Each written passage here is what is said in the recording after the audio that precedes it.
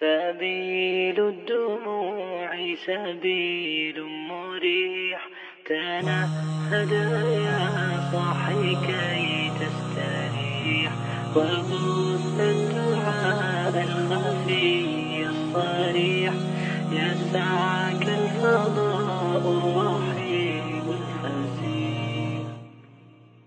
سبيل الدموع سبيل مريح، تنهدى يا صاحي كي تستريح، وبث الدعاء الخفي الصريح، يسعك الفضاء الرحيم الفسيح.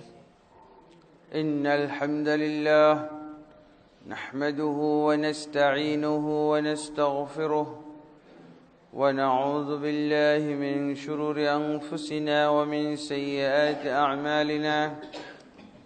من يهده الله فلا مضل له، ومن يضلل فلا هادي له، وأشهد أن لا إله إلا الله وحده لا شريك له، وأشهد أن محمدًا عبده ورسوله. يا أيها الذين آمنوا اتقوا الله حق تقاته ولا تموتن إلا وأنتم مسلمون. يا أيها الناس اتقوا ربكم الذي خلقكم من نفس واحدة، وخلق منها زوجها، وبث منهما رجالا كثيرا ونساء. واتقوا الله الذي تساءلون به والأرحام، إن الله كان عليكم رقيبا. يا أيها الذين آمنوا اتقوا الله وقولوا قولا سديدا، يصلح لكم أعمالكم ويغفر لكم ذنوبكم، ومن يطع الله ورسوله فقد فاز فوزا عظيما. أما بعد، فإن خير الحديث كتاب الله، وخير الهدي هدي محمد صلى الله عليه وسلم، وشر الأمور محدثاتها، وكل محدثة بدعة، وكل بدعة ضلالة، وكل ضلالة في النار. أما بعد، فأعوذ بالله من الشيطان الرجيم. واعتصموا بحبل الله جميعا ولا تفرقوا، واذكروا نعمة الله عليكم إذ كنتم أعداء فألف بين قلوبكم فأصبحتم بنعمته إخوانا، وكنتم على شفا حفرة من النار فأنقذكم منها. كذلك يبين الله آياته لعلكم تهتدون.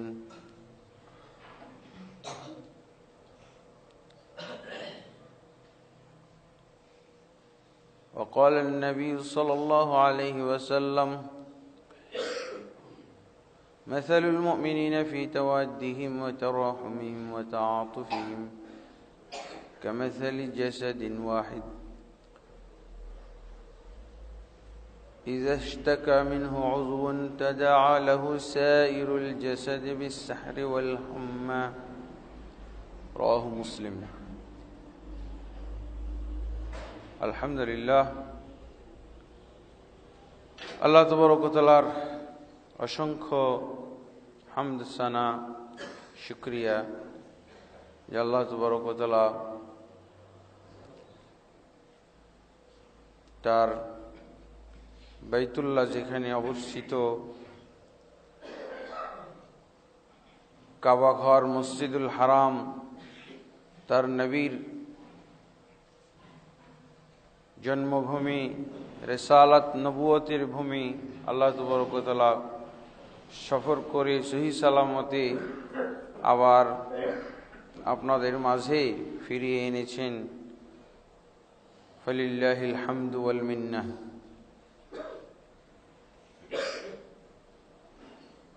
যাবার আগে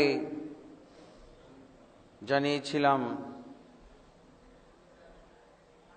মদিনা ইসলামী বিশ্ববিদ্যালয়ের পক্ষ থেকে মদিনা ইসলামী বিশ্ববিদ্যালয়ের আয়োজনে সেই দেশের সৌদি আরবের শিক্ষা মন্ত্রণালয়ের তত্ত্বাবধানে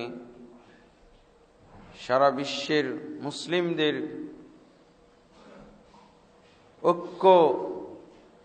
ঐক্য বিষয়ক ভাবনা নিয়ে সম্মেলন অনুষ্ঠিত হয়েছিল। সারা বিশ্ব থেকে আলেম ওলামাকে দাওয়াত করা হয়েছিল। আমাদের বাংলাদেশ থেকেও 2 জন আলেম দাওয়াত করা হয়েছিল, তার মধ্যে আমি একজন। আলহামদুলিল্লাহ, নতুন করে মদিনার বার্তা, মক্কা মদিনার বিশ্বব্যাপী তারা একটা বার্তা পৌঁছে দিয়েছেন আমাদের মাধ্যমে। সেটাই আজকের খুতবায় আপনাদের সামনে উপস্থাপন করছি ইনশাআল্লাহ। এতে আমরা উপকৃত হইতে পারব।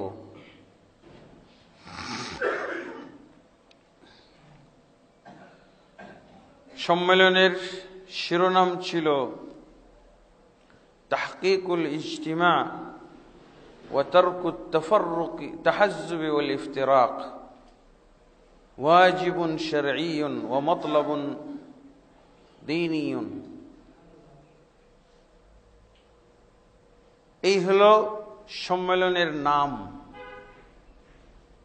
তাহকিকুল ইজতিমা এর অর্থ হলো মুসলমানদের ঐক্য প্রতিষ্ঠা, বাস্তবায়ন, মুসলমানদের ঐক্য প্রতিষ্ঠিত করা এবং এর বাস্তবায়ন করা। ওয়া তারকুত তাহাজ্জুব ওয়াল ইফতিরাক, এবং খণ্ডে খণ্ডে বিভক্ত হওয়া, দলে দলে বিভক্ত হওয়া পরিত্যাগ করা, পরিত্যাগ করতে হবে। আর এটা হচ্ছে ওয়াজিবুন শারঈয়ুন, সমস্ত মুসলিম উম্মতের উপরে একটা শরঈ ওয়াজিব বিষয়। ওয়া মাতলাবুন ওয়াতানিয়ুন, এবং এটা হচ্ছে মুসলিম নাগরিকদের একটা আবেদন, একটা উদ্দেশ্য, একটা লক্ষ্য এবং উদ্দেশ্য মুসলিম সমাজের নাগরিক লক্ষ্য হইতে হবে, এবং তাদের উপরে একটা শরঈ ওয়াজিব। আলহামদুলিল্লাহ, এই বিষয়ে সম্মেলন করাটা একমাত্র ওই দেশেই শোভা পায়, ওই দেশের জন্যই মানায়, ওই দেশের উপরেই আল্লাহ তাবারক ওয়া তাআলা দায়িত্ব দান করেছেন। কারণ আল্লাহ তাবারক ওয়া তাআলা ওই দেশেই ওহী নাজিল করেছেন। ওহী নাজিল হয়েছিল মক্কায়, ইসলাম তথা কোরআন সুন্নাহ নাজিল শুরু হয়েছিল মক্কায়। কিন্তু মক্কার লোকেরা ইসলাম প্রচার করতে দেয়নি।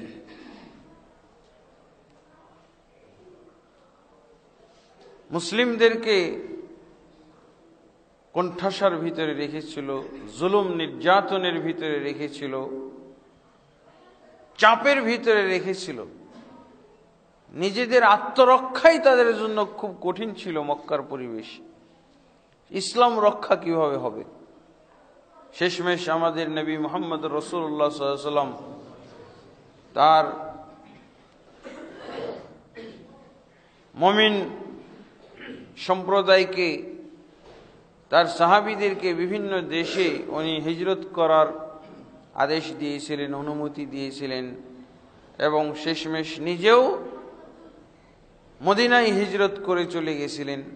আর সেই মদিনাতে যেই শুরু হলো ইসলাম প্রচার, বা ইসলাম প্রচারের ক্ষেত্রে রাসূলুল্লাহ সাল্লাল্লাহু আলাইহি সাল্লাম সফল হয়েছিলেন মদিনায়।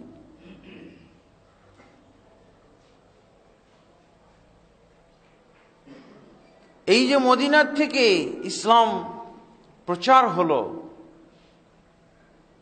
মদিনার থেকে বিভিন্ন রাষ্ট্রে ইসলাম প্রচার করার ব্যবস্থা নেওয়া হলো, বিভিন্ন কাফের রাষ্ট্রের রাষ্ট্রপ্রধানদের কাছে চিঠি প্রেরণ করা হলো।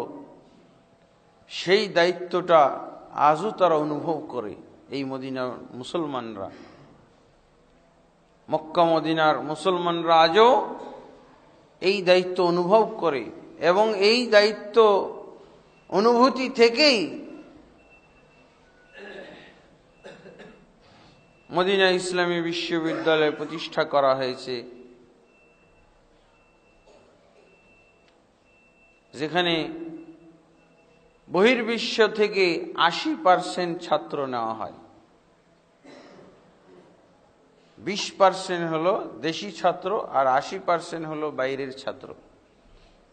আলহামদুলিল্লাহ, এই দায়িত্ব কে নেবে? একজন ছাত্রকে পড়াইতে প্রায় 30 লক্ষ টাকা খরচ হয়।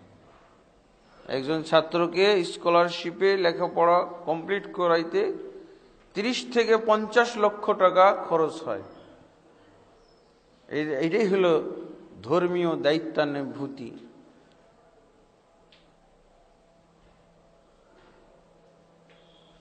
তারা যে এই দেশটি যে আসলে ইসলামের জন্য, দ্বীনের জন্য, কোরআন সুন্নাহর জন্য, মুসলিম উম্মার জন্য চিন্তা করে, এটা কি দলিল নয়?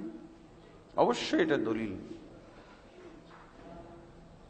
আমাদের দেশে কয় টাকা খরচ করবে দ্বীনের জন্য? একজন দ্বীনী শিক্ষা অর্জন করতে চায়, এর জন্য সরকারিভাবে কি শিক্ষা দীক্ষার ব্যবস্থা আছে? উচ্চ শিক্ষা অর্জনের জন্য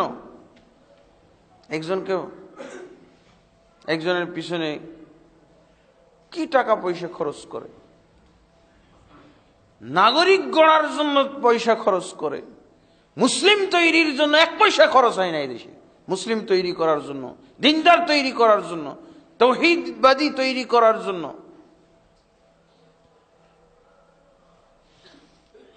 বরং যে যত বেশি বড় উচ্চ শিক্ষিত, তাকে বরং আরো নজরদারির ভিতরে রাখা হয়। নাউজুবিল্লাহ।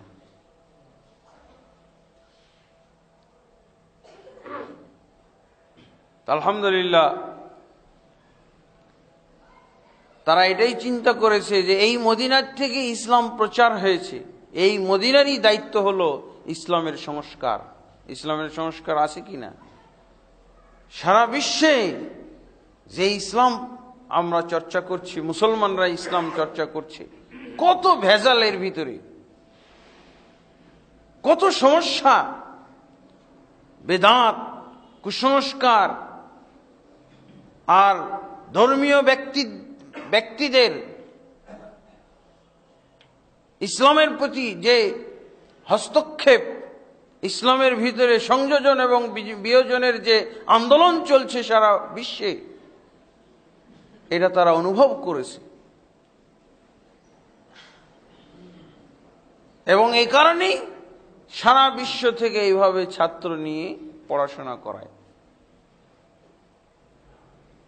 আমাদের দেশে কিছু ধর্মীয় ব্যক্তি, ধর্মীয় দল এগুলোর আরো উল্টা অপব্যাখ্যা করে।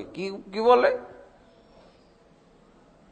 ওয়াহাবিয়াত প্রচার হচ্ছে, ওয়াহাবি মতাদর্শ, সালাফি মতাদর্শ প্রচার করার জন্য। আল্লাহর কসম, কোন মতাদর্শ নয়, একমাত্র কোরআনের আদর্শ, রাসূলুল্লাহ সাল্লাল্লাহু আলাইহি ওয়াসাল্লামের সুন্নাহর আদর্শ। কোরআন এবং সুন্নাহর আসল শিক্ষা, খাঁটি শিক্ষা সেখানে আছে বলেই ওই দেশের মুসলমানরা এক। ওই দেশের মুসলমানরা এক। দুইটা কোনো দল দেখানো সম্ভব নয়, না রাজনীতির নামে, না দাওয়াত তাবলীগের নামে।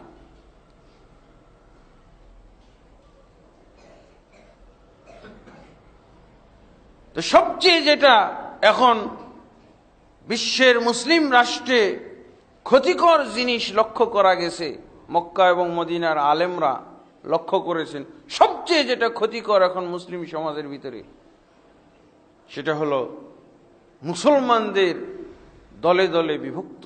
এটাকে সবচেয়ে বড় ক্ষতিকর বিষয় চিহ্নিত করেছে।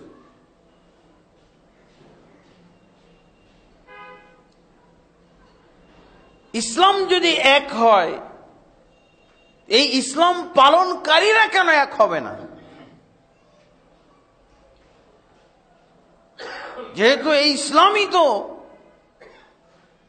সেই যুগে, প্রথম যুগে উম্মতে মুহাম্মাদীর প্রথম যুগের লোকদেরকে এক করেছিল ইসলাম, কোরআন এক করেছিল, রাসূলুল্লাহ সাল্লাল্লাহু আলাইহি ওয়াসাল্লামের নীতি আদর্শ এক করে দিয়েছিল। আজও সেই কোরআন সুন্নাহ রয়ে গেছে, সেই ইসলাম রয়ে গেছে, কিন্তু মুসলমান এক নয়। এই বিষয়টাকে তারা মূল সমস্যা হিসেবে চিহ্নিত করেছে।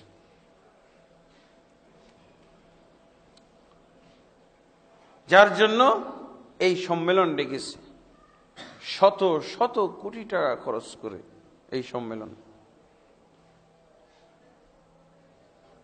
এই দেশে ভারতবর্ষে কোথাও কল্পনা করা যায় মুসলিম ঐক্য, মুসলমানদের ঐক্যবদ্ধ হওয়ার জন্য সম্মেলন ডাকা? বিভক্তির জন্য সম্মেলন ডাকা হয়, অনৈক্যের জন্য সম্মেলন ডাকা হয়, দলাদলি মজবুত করার জন্য সম্মেলন ডাকা হয়। সব সম্মেলন তাই, অমুক দলের সম্মেলন এটা, তার মানে কি এর পাশে আরেক দলের সম্মেলন। সব সম্মেলনগুলো বিভক্তির সম্মেলন, বিভক্তি মজবুত করার সম্মেলন, ঐক্যবদ্ধ থাকার সম্মেলন নাই।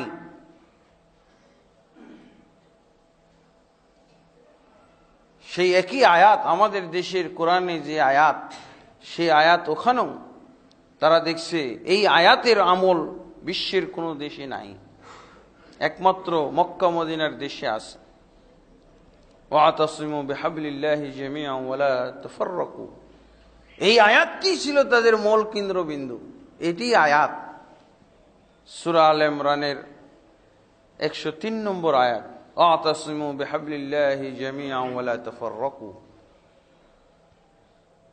তোমরা আল্লাহর রশিকে আঁকড়ে ধরো, জামিআন একতাবদ্ধভাবে সবাই মিলে, ওয়ালা তাফাররাকু খবরদার তোমরা বিভক্ত হয়ে যেও না, খবরদার দলে দলে বিভক্ত হয়েও না।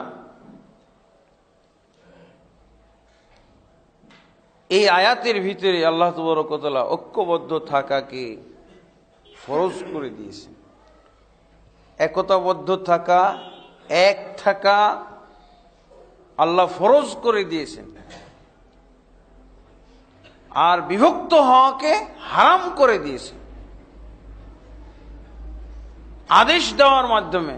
তোমরা সকলে মিলে আল্লাহর রজ্জুকে, আল্লাহর রশিকে, আল্লাহর কোরআনকে আঁকড়ে ধরো। জামিআন মানে সকলে মিলে। কাকে বাদ দেওয়া হয়েছে? কে এই জামিআন থেকে বাইরে? কেউ নয়। ওয়ালা তাফাররাকু খবরদার বিভক্ত হয়ে যায় না, দলে দলে বিভক্ত হয়ে যায় না। এখানে বিভক্তি বিভিন্নভাবে হইতে পারে, সেই কথাগুলো ওখানে উঠে এসেছে। রাজনৈতিক অজুহাত দিয়ে বিভক্ত হতে পারে, এটাও হারাম। রাজনীতির নাম দিয়ে বিভক্ত হওয়া মুসলমানের জন্য হারাম।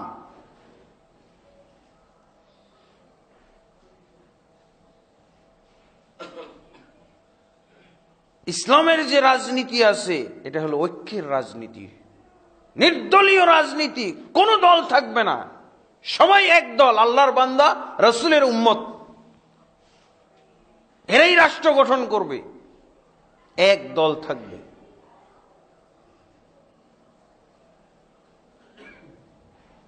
কোন বিরোধী দল, বিপক্ষ দল থাকতে পারে না। মুসলমান মুসলমানের বিপক্ষে হইতে পারে নাকি? মুসলমান মুসলমানের বিরোধী হইতে পারে?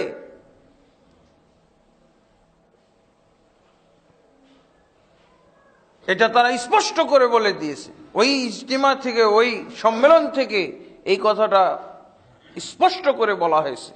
রাজনীতির নামেও, রাষ্ট্র পরিচালনার নামেও মুসলমান দলে দলে বিভক্ত হতে পারে না। আর এই বিভক্তি যখন আমি জায়েজ করব, তখন হাস্যকর অবস্থা দাঁড়িয়ে যাবে। একজন হিন্দুর নেতৃত্বে মুসলমান একতাবদ্ধ হইতে পারে, বিভক্ত হইতে পারে, নাউজুবিল্লাহ। একজন খ্রিস্টানের আন্ডারও, খ্রিস্টান নেতৃত্বের আন্ডারে, খ্রিস্টান নেতার আন্ডারও তারা দল করতে পারে। বৌদ্ধ লোকের আন্ডারও মুসলমান হয়ে দল করতে পারে, মুসল্লি ব্যক্তি দল করতে পারে। অথবা মুসলিম হয়ে একজন হিন্দু, একজন খ্রিস্টান, একজন ইহুদি, একজন বাঙালি, এদেরকে নিয়ে দল করতে পারে। জগা খিচড়ি হয়ে যাবে তখন মুসলমান আর অমুসলিম। কাজেই কোন অজুহাতে মুসলমান দল করতে পারে না। বাস্তবে তাই দেখছি তো। একজন হিন্দু দাঁড়িয়ে গেছে, তাকে আমি সাপোর্ট করার জন্য হই হই হই হই হই হই করতেছি। একটা শব্দ আমার গুনার পাল্লায় জমা হবে, গুনার পাল্লার খোরাক হয়ে যাবে একজন হিন্দুর পক্ষে। কারণ সে, এটা হলো রাজনৈতিক অজুহাতে দল করা আপনি বৈধ করেছেন। একজন কমিউনিস্টের আন্ডারে এখন হই হই করতেছেন আপনি।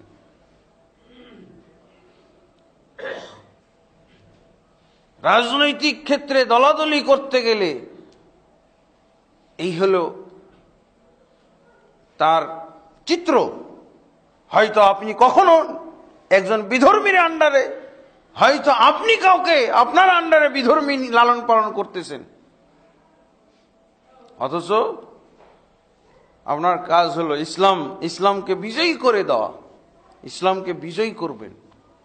আর আপনি পরাজিত হলেন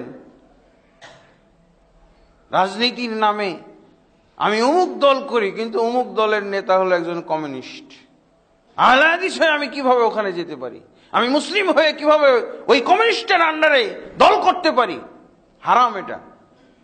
এই হলো মদিনার বার্তা, এই হলো ইসলামের কথা, এই হলো কোরআনের কথা, এই হলো সূরা আল ইমরানের 103 নম্বর আয়াতের সবক।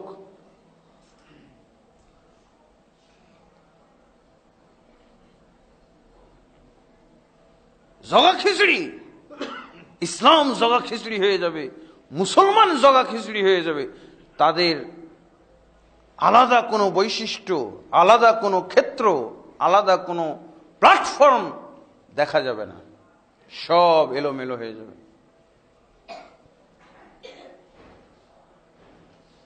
এই জন্য রাজনৈতিক ক্ষেত্রে সবাইকে ঐক্যবদ্ধ থাকতে হবে, এক থাকতে হবে।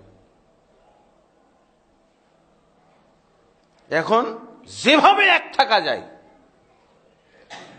যেই তন্ত্র মন্ত্রের কারণে, যে রাজনৈতিক দর্শনের কারণে মুসলমানদের ঐক্যবদ্ধ থাকা যায় না, সেই দর্শনটাও হারাম, সেই তন্ত্র মন্ত্রটাও হারাম।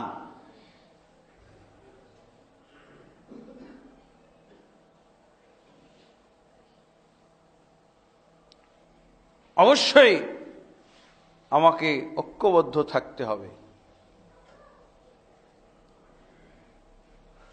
আলহামদুলিল্লাহ, ওই দেশের মুসলমান রাজনৈতিক দিক থেকে যা ওয়াজ করতেছে, যা বক্তব্য দিচ্ছে, তার বাস্তবতা আছে। রাজনৈতিক ক্ষেত্রে কোনো দলাদলি নেই, কোনো দল নাই, মত নাই, কোনো প্ল্যাটফর্ম নাই, কোনো ব্যানার নাই। এক ব্যানার, লা ইলাহা ইল্লাল্লাহ মুহাম্মাদুর রাসূলুল্লাহ সাল্লাল্লাহু আলাইহি ওয়াসাল্লাম। ঐক্যের দেশে, ঐক্যের সমাজে ব্যানার থাকবে একটাই, সেটা হলো লা ইলাহা ইল্লাল্লাহ মুহাম্মাদুর রাসূলুল্লাহ। পতাকা একটাই, লা ইলাহা ইল্লাল্লাহ মুহাম্মাদুর রাসূলুল্লাহর পতাকা। লা ইলাহা ইল্লাল্লাহ মুহাম্মাদুর রাসূলুল্লাহ, এটাই হলো প্ল্যাটফর্ম, এটাই হলো ব্যানার, এটাই হলো পতাকা। দুইটা দল নাই আমাদের দেশে। ওই যে যেটাকে বলা হয় আতরের বদনাম করা হয়, আতরের বদনাম করা হয়। যদি আপনি শিশু বাচ্চাকে, অজ্ঞ মূর্খকে বুঝান, আতরের বদনামই বুঝান যে আতর খুব খারাপ জিনিস, আতর খুবই খারাপ জিনিস, আতর খুব খারাপ জিনিস, তাহলে ওটাই মুখস্থ করবে, আতর খুব খারাপ জিনিস। আতর দিতে চাইলেই, সুগন্ধি দিতে চাইলেই ও পালাবে।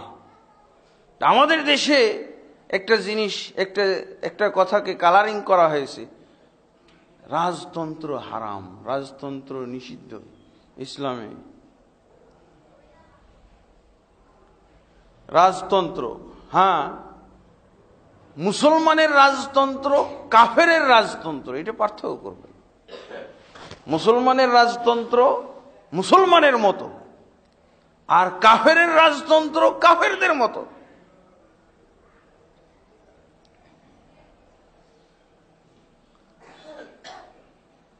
রাজতন্ত্র যদি কোরআন এবং হাদিস অনুযায়ী রাজতন্ত্র হয় তাহলে এটা বৈধ, এটা শরী। কোরআন এবং হাদিস বহির্ভূত, কোরআন এবং হাদিস বহির্ভূত, দলিল বহির্ভূত, ইসলাম বহির্ভূত যদি রাজতন্ত্র, এটা হারাম।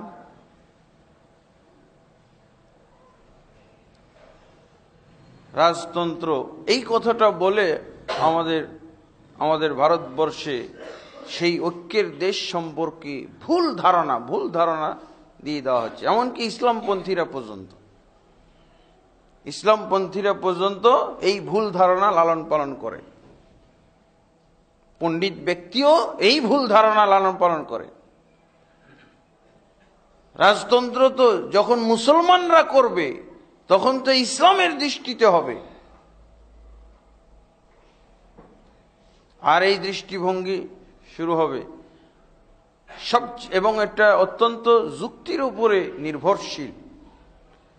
একজন রাজা যদি রাজা বানাই যায় এবং সে যদি দিনদার হয়, সে যদি আমানতদার হয়, তাহলে যাকে তাকে বানাবে নাকি?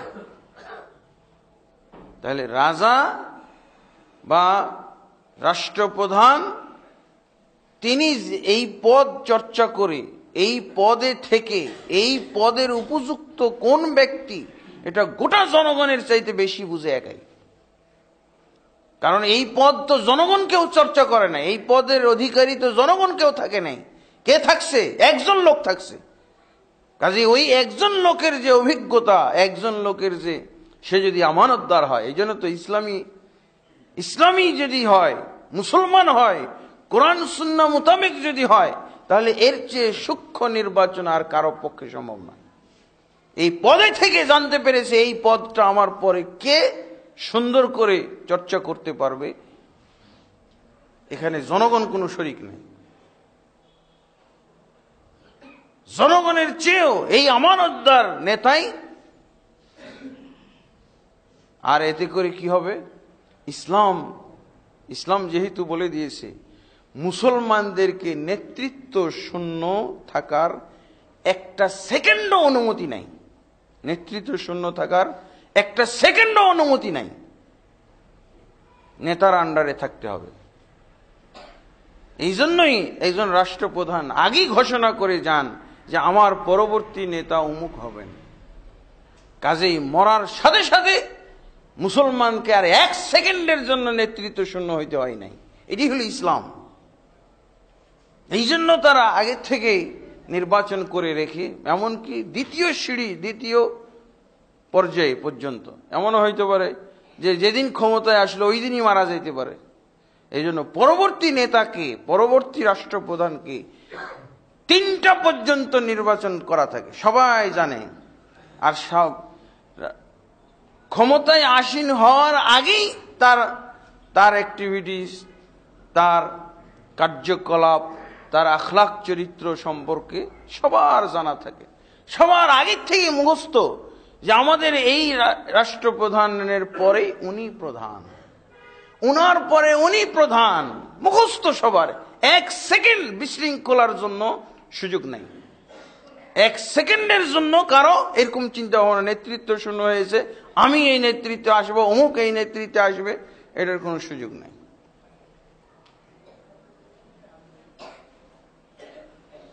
আমাদের দেশে 2 বছর পর্যন্ত যায় নেতৃত্ব শূন্য। ইসলামের ফয়সালা দেখছেন কত সুন্দর। মুসলমানের জন্য এটা কখনো না। বর্তমানে শান্তি শৃঙ্খলা, জনগণের মধ্যে সম্প্রীতি, সৌহার্দ্য, সুসম্পর্ক বজায় রাখার জন্য, অক্ষুণ্ণ রাখার জন্য সবচেয়ে ফলপ্রসূ হলো ইসলামী রাজতন্ত্র। ইসলামী রাজতন্ত্র আর অনিসলামী রাজতন্ত্র। প্লেনে আস্তে আস্তে যাত্রীদের কাছ থেকেই শুনছি, যাত্রীরা বলছে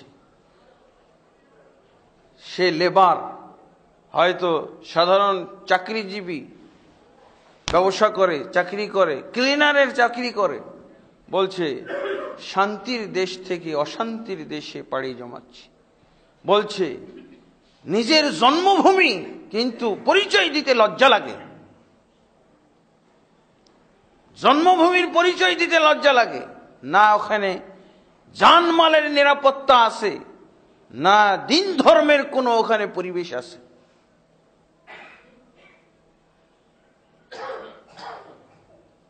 চুরি, ডাকাতি, ছিনতাই, হত্যা, জুলুম, নির্যাতন, গুম, খুন, এখন এটাই চলছে।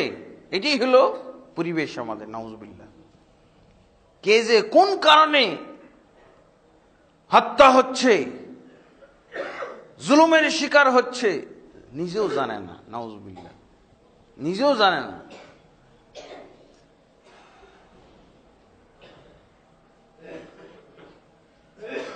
আসলে এটা কিন্তু একটা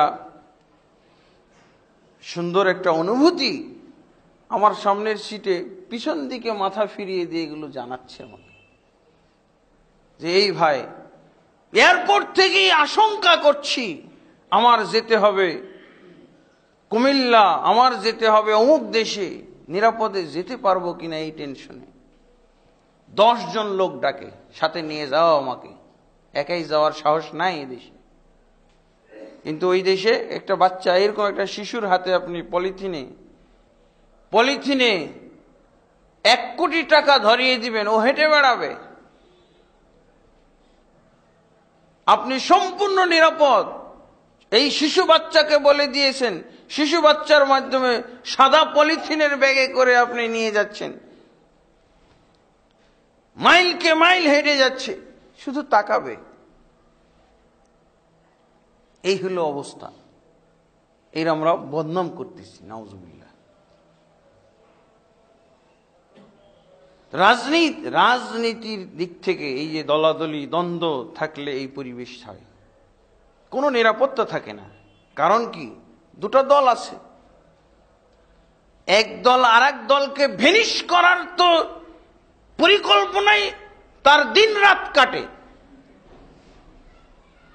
2 দল থাকলে এক দল আর এক দলকে ভেনিশ করার জন্য, আর এক দল আর এক দলকে ধ্বংস করার জন্য তার পরিকল্পনা, তার বুদ্ধি, তার কল্পনা জল্পনা সবসময় থাকে বিপদে ফেলার জন্য, অন্যায় করার জন্য খালি পরিকল্পনা করতে থাকে। অন্যায় করার জন্য, অন্যায়ের পরিকল্পনা কিসের হয়? অন্যায় করার পরিকল্পনার মধ্যেই ডুবে থাকে সবসময়। কিভাবে প্রতিপক্ষকে ঘায়েল করা যাবে।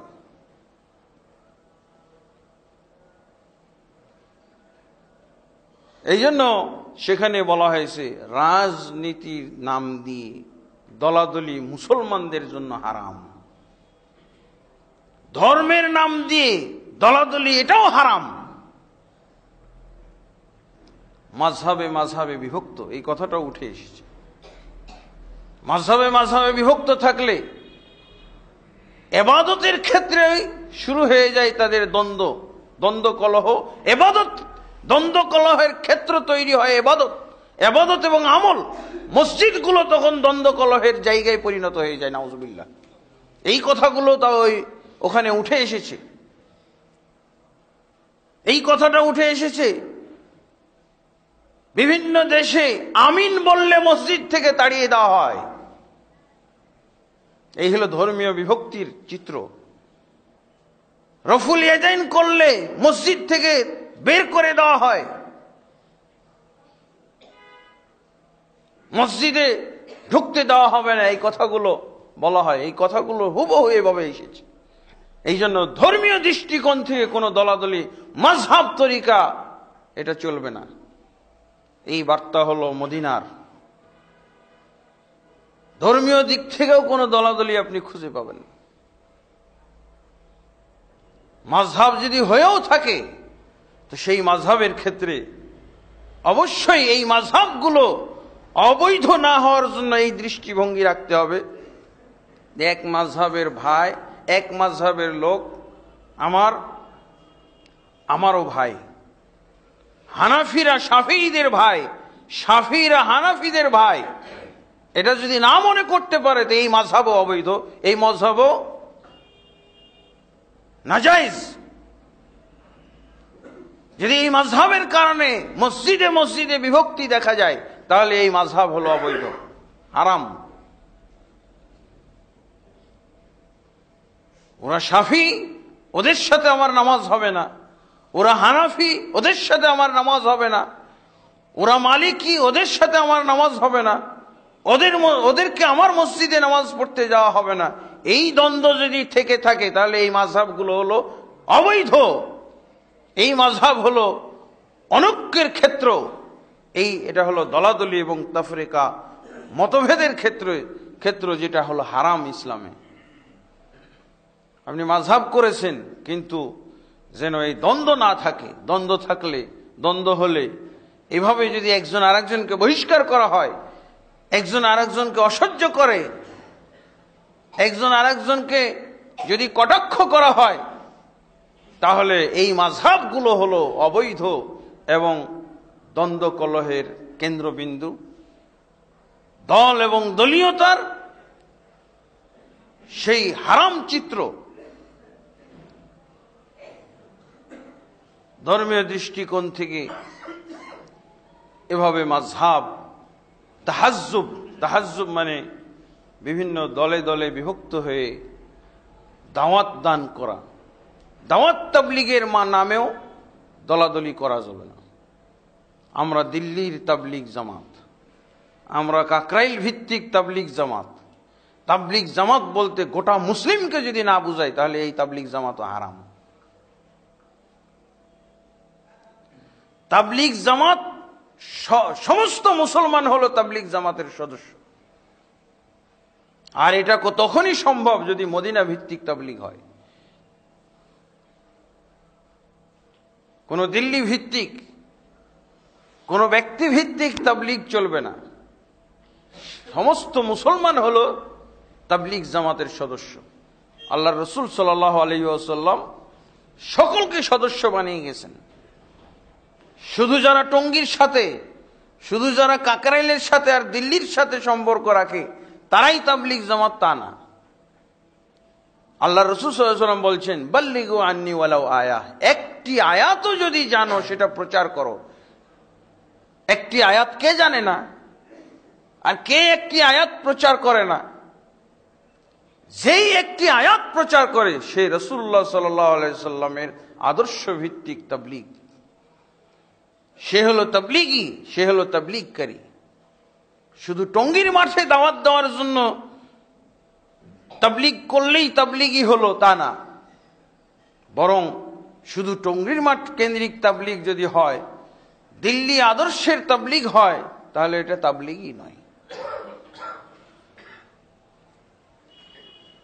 হতে হবে কোরআন সুন্নাহ ভিত্তিক, ফাজাইল আমল ভিত্তিক, তাবলীগী নেশাব ভিত্তিক নয়।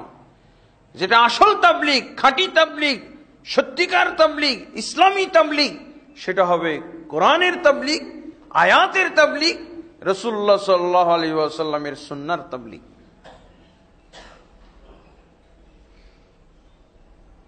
আমাকে এক ভাই বলল যে আমরা আমাদের কিছু ধনী ভাই, ধনী কিছু দানশীল ভাই, তারা একটা প্রকল্প হাতে নিয়েছিলেন। এই উত্তরার 18টি সেক্টর, সমস্ত সেক্টরে যতগুলো মসজিদ আছে সমস্ত মসজিদে সহিহ বুখারী, মুসলিম, আবু দাউদ, তিরমিজি, নাসাই, ইবনে মাজাহ এই হাদিস গ্রন্থগুলো দান করা হবে। মুসলিম দানবীর কয়েকজন মুসলিম দাতা তারা এই প্রকল্প হাতে নিয়ে তারা টাকা জমা করে এটা বাস্তবায়নও করেছে। যতগুলো সেক্টরের মসজিদ আছে সবগুলোতে এই সহিহ হাদিসের এই কি বলে কুতুব সিত্তা 6খানা হাদিস গ্রন্থ বিতরণ করা হয়েছে বাংলা। ওনারা জরিপ চালিয়ে দেখেছেন যে সবগুলো হাদিস গ্রন্থ চুরি হয়ে গেছে। কে বা কারা এগুলোকে উধাও করে ফেলেছেন খুঁজে পাওয়া যায় না একটা।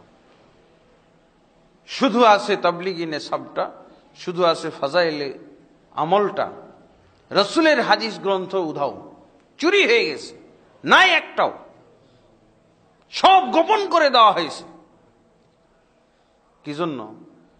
এই তাবলিগ এই হলো বিভক্তি সৃষ্টিকারী তাবলিগ।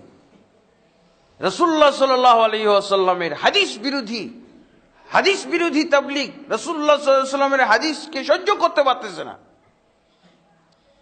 ফাজাইল আমল বাদ দিয়ে কেউ হয়তো সহিহ বুখারী পড়তে পারে, কেউ সহিহ মুসলিম পড়তে পারে, এই হিংসায় তারা এগুলো সব চুরি করে ফেলেছে। যে ব্যক্তি বাস্তবায়ন করেছে এই প্রকল্প সেই আমাকে নিজে বলছে কোন মসজিদ আর খুঁজে পাওয়া যাচ্ছে না। অথবা হয়তো ধরাধরি করলে, বেশি খোঁজ খবর নিলে বলবে ওগুলো হয়তো ইজ্জতের সাথে কোথাও রেখে দিয়েছে, এহতেরাম করার জন্য রেখে দিয়েছে, ওগুলোকে সম্মান করার জন্য কোথাও হয়তো বা রাখা হয়েছে। নাউজুবিল্লাহ। ওগুলো কি এইভাবে রাখার জন্য? এইভাবে দেওয়া হয়, এই কারণে দেওয়া হয়েছিল সমস্ত মুসল্লিদের পড়ার জন্য, উন্মুক্ত রাখার জন্য দেওয়া হয়েছে, কিন্তু এগুলো চুরি করে উধাও করে সরিয়ে ফেলা হয়েছে। নাউজুবিল্লাহ। দাওয়াত তাবলীগের নামও কোনো দলাদলি চলবে না।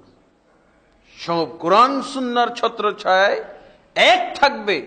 রাসূলুল্লাহ সাল্লাল্লাহু আলাইহি ওয়াসাল্লাম আমাদেরকে যেভাবে বলেছেন, এই কোরআনের আয়াতের তাফসিরে আল্লাহ রাসূল সাল্লাল্লাহু আলাইহি ওয়াসাল্লাম বহু হাদিস আমাদেরকে শুনিয়েছেন। আমরা কিভাবে ঐক্যবদ্ধ থাকব? তাহাজ্জুব, ইফতিরাক কোন সংগঠনের নামেও বিভক্ত হওয়া চলবে না। আমাদের এই সংগঠনের আমির হলো উনি, সভাপতি উনি, ওনার মাধ্যমে 1 লক্ষ জন, আরেকজন সভাপতির আন্ডারে 1 লক্ষ, এইভাবে করে বিভক্তি। এটাও হলো ধর্মীয় ক্ষেত্রে, রাজনৈতিক নয়, ধর্মীয় ক্ষেত্রে এটা বিভক্তি। এটাও হলো ইসলামে নাজায়েজ, হারাম। কারণ ঠিক একইভাবে এক সংগঠনের লোক আরেক সংগঠনকে পছন্দ করে না।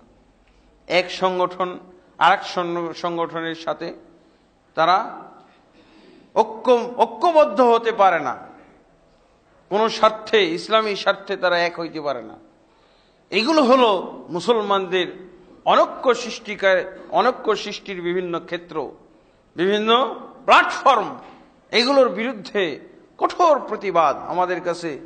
এই ব্যাপারে তারা যে লেখালেখি করেছে, 2 লক্ষ পৃষ্ঠা লেখা হয়েছে। আমাকে যে ব্যাগ দিয়ে দেওয়া হয়েছে প্রায় 15 কেজি হলো সেই লেখালেখি। মুসলিম ঐক্য প্রতিষ্ঠা এবং মুসলমানদের বিভক্তি, দলাদলি ত্যাগ করা হলো ফরজ। এই বিষয়ে যে লেখালেখি হয়েছে, থিসিস হয়েছে, গবেষণা হয়েছে, এই গবেষণার পাতাগুলো আমাকে একটা ব্যাগে পুরে ধরিয়ে দেওয়া হয়েছে, প্রায় 15 কেজি মতো, 2 লক্ষ পেজ হবে। আলহামদুলিল্লাহ, কোনো দিক তারা ছেড়ে দেয় নাই। আসলেই মুসলমানদের জন্য আল্লাহ তাবারক ওয়া তাআলা যেমন বলেছেন, এটা হলো নিরাপত্তার জায়গা। মক্কা হলো নিরাপত্তার জায়গা। মক্কা মদিনা সারা মুসলিম বিশ্বের জন্য নিরাপত্তার কথা চিন্তা করতেছে।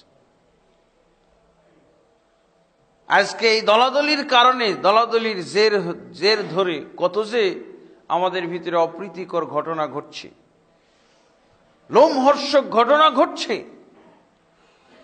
এগুলো তারা সব আমলে নিয়ে এসেছে, তাদের সামনে এগুলো নিয়ে এসেছে, যার জন্য তারা অনুভব করেছে এরকম একটা সম্মেলন ডাকা। এছাড়া কি করতে পারে? একটা সম্মেলনের মাধ্যমে এই বার্তাগুলো সারা মুসলিম বিশ্বে পৌঁছে দেওয়ার তারা চেষ্টা করেছেন। আলহামদুলিল্লাহ, এখানে আল্লাহ তাবারক ওয়া তাআলা আমাদেরকে ঐক্যবদ্ধ থাকা যে ফরজ করে দিয়েছেন, এবং এই ঐক্যবদ্ধ থাকার জন্য কিছু নিয়ম কানুন মূলনীতি দিয়ে দিয়েছেন। যেমন একটা মূলনীতি হচ্ছে ইন্নামাল মুমিনুনা ইখওয়া, মুমিনরা শুধু, মুমিনদের মাঝে শুধু সম্পর্ক হবে ভাই ভাই সম্পর্ক। সূরা হুজরাতে আল্লাহ তাবারক ওয়া তাআলা এই মূলনীতি দিয়ে দিয়েছেন। ভাই ভাই মনে করতে হবে। সাহাবায়ে কেরাম তো ভাই ভাইয়ের ঊর্ধ্বে কিছু মনে করেছেন। আমরা তো নিজের ভাইকে, সহোদর ভাইকে আমার অর্জিত, আমার উপার্জিত কোনো সম্পদ দিতে রাজি হই নাই, কিন্তু তারা ভাই ভাইয়ের উপরে গেছে।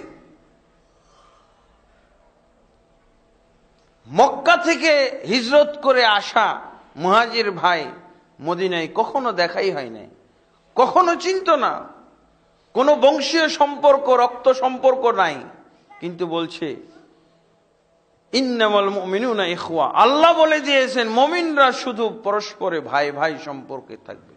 তো ভাই, তুমি তো সব সহায় সম্পদ ছেড়ে এসেছো, আমার 2টা বাগান আছে, একটা বাগান তোমাকে দিয়ে দিলাম। আল্লাহু আকবার। এই হলো ভাই ভাই। কখনো দেখে নাই, কোনো বংশীয় কোনো রক্ত সম্পর্ক নাই, শুধু ঈমানের সম্পর্ক, ভাই ভাই সম্পর্ক। ভাই ভাই সম্পর্ক হলে কি করতে হয়? এটাই করতে হয়। 2টা বাগান আছে, একটা বাগান দিয়ে দিয়েছে। 2টা দোকান আছে, একটা দোকান দিয়ে দিয়েছে। এই হলো ভাই ভাই। আর আমাদের সমাজে কি হয়? যারা ইসলাম বুঝে না, যারা ইসলামকে আমরা আমাদের জীবনে বাস্তবায়ন করি না, আপন ভাই সহোদর ভাইকে খুন করে ফেলি সম্পদের কারণে। তার সম্পদ লুটে খাওয়ার জন্য, তার সম্পদ আত্মসাৎ করার জন্য হত্যাও করতে আমি কুণ্ঠিত হই না, নাউজুবিল্লাহ। এটা কোনো নীতি? এটা কোনো ধর্ম হতে পারে? ইসলাম হলো আসলেই শান্তির ধর্ম। এখানেই বোঝা যায় ইন্নামাল মুমিনুনা ইখওয়া, নিশ্চয়ই মুমিনরা হলো পরস্পর ভাই ভাই। রাসূলুল্লাহ সাল্লাল্লাহু আলাইহি ওয়াসাল্লাম বলছেন আল মুমিনু আল মুসলিমু আখুল মুসলিম। মুসলিম ব্যক্তি হবে মুসলিম ব্যক্তির জন্য ভাই। তাহলে ভাই ভাই যদি হয় তাহলে কি হবে? লা ইয়াজলিমু, তার প্রতি সে জুলুম করতে পারবে না, জুলুম করা হারাম মনে করবে।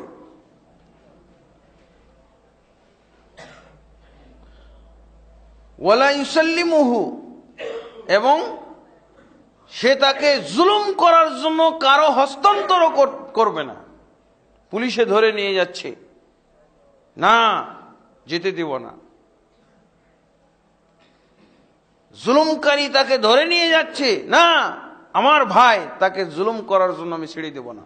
সবাই একতাবদ্ধ, কেউ তাকে জুলুম করার জন্য ছেড়ে দেব না। লা ইউসাল্লিমু, কখনো তাকে সমর্পণ করতে পারে না জুলুমের জন্য, নিজে জুলুম করবে না, আর কেউ জুলুম করার জন্য তাকে নিয়ে যাচ্ছে তাকে ছেড়ে দেবে না। না, মুসলিম ভাই, আমি তাকে জুলুমের জন্য তোমার হাতে ছেড়ে দিতে পারি না, যে কোনো মূল্যে তার থেকে তাকে রক্ষা করার চেষ্টা করবে। আল্লাহ রাসূল সাল্লাল্লাহু আলাইহি সাল্লাম এই কথাগুলো বলেছেন, লা ইউসাল্লিমুহু, তাকে তসলিম করবে না। আল্লাহ রাসূল সাল্লাল্লাহু আলাইহি ওয়াসাল্লাম আরো বলছেন, আল মুসলিমু মান সালিমা আল মুসলিমুনা মিন লিসানিহি ওয়া ইয়াদিহি। মুসলিম ব্যক্তি তো হলো ওই ব্যক্তি যার হাত থেকে এবং যার জবান থেকে অন্য মুসলমান নিরাপদে থাকে।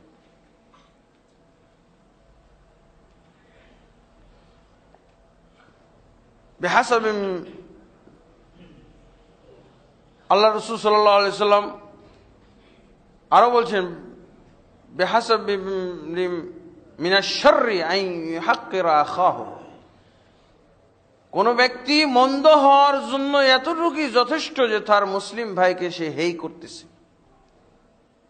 আল্লাহ রাসূল সাল্লাল্লাহু আলাইহি ওয়াসাল্লাম বলছেন, লা তাহাসাদু ওয়ালা তাবাগাযু ওয়ালা তাজাসসু। খবরদার, মুসলিম ব্যক্তি হলে একজন আরেকজনের প্রতি হিংসা করবে না। একজন আরেকজনের প্রতি হিংসা করা চলবে না। একজন আরেকজনকে ঘৃণা করা চলবে না, অপছন্দ করা চলবে না। একজন আরেকজনের ছিদ্রান্বেষণ করা চলবে না। কুনু ইবাদাল্লাহ ইখওয়ান, আল্লাহর বান্দা এবং ভাই ভাই হয়ে যাও। আল্লাহ রাসূল সাল্লাল্লাহু আলাইহি ওয়াসাল্লাম এই নিয়মগুলো বলেছেন এবং আল্লাহর রাসূল সাল্লাল্লাহু আলাইহি ওয়াসাল্লাম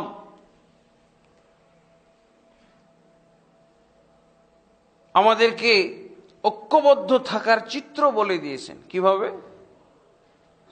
আল মুমিনু লিল মুমিনি কাল বুনিয়ান। মুমিন ব্যক্তির জন্য একটা বিল্ডিং এর মতো। ইয়াশুদ্দু বাযুহু বাযা, তার এক অংশ আর এক অংশকে মজবুত করে, শক্তিশালী করে। এই যে বিল্ডিংটা তৈরি হয়েছে, সবগুলো মাল মেটেরিয়াল একাকার হয়ে গেছে। কোনটা রড, কোনটা সিমেন্ট, কোনটা ইট, কোনটা বালু, এগুলো চিনার কোনো উপায় আছে? একটা আর একটাকে ধরে একসাথে মিশে একটা বিল্ডিং হয়ে গেছে। যদি এগুলো বিচ্ছিন্ন থাকতো তো কখনো বিল্ডিং হইতো না। ইট যদি বলতো যে আমি মিশবো না সিমেন্টের সাথে, বালুর সাথে, তাহলে বিল্ডিং হইতো না কখনো। আল্লাহ রাসূল সাল্লাল্লাহু আলাইহি ওয়াসাল্লাম এরকম উদাহরণ দিয়ে বলেছেন, মুমিনরা পরস্পরে সৌহার্দ্য, মমতা এবং দয়ার দিক থেকে তারা কি হবে? এক বডির মতো। এক বডির একটা অংশ, একটা অঙ্গ যদি আঘাতপ্রাপ্ত হয়, সমস্ত অঙ্গ যেভাবে অনুভব করে, এরকম সারা বিশ্বের মুসলমানরা এক থাকবে।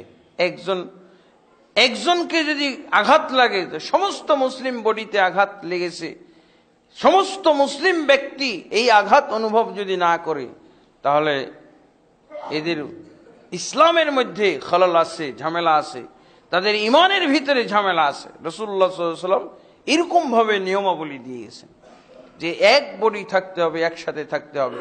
সেখানে আমি কি করে দলাদলির কারণে, সাংগঠনিক বিভক্তির কারণে আমরা খুশি হই। একজন যখন বিপদে পড়ে আর এক সংগঠনের লোকেরা খুশি হয়, আর এক দলের লোকেরা খুশি হয়। যখন জুলুম নেমে আসে এক দলের উপরে, আর এক দল তখন খুশি হয় না। মুসলিম ব্যক্তি হলে কমপক্ষে তাদের পাশে দাঁড়াইতে হবে, দোয়া করতে হবে, তাদের পক্ষে যতটুকু করা সম্ভব ততটুকু করার চেষ্টা করতে হবে। আর এই ঐক্য থাকলে তো অমুসলিমরা এমনি ভয় পাবে, এমনি তো তাদের প্রতি জুলুম নির্যাতন করার চিন্তা ভাবনা, পরিকল্পনা করতে সাহস পাবে না। আল্লাহ আমাদের সকলকে এই ঐক্যের বার্তা বুঝার তৌফিক দান করুন।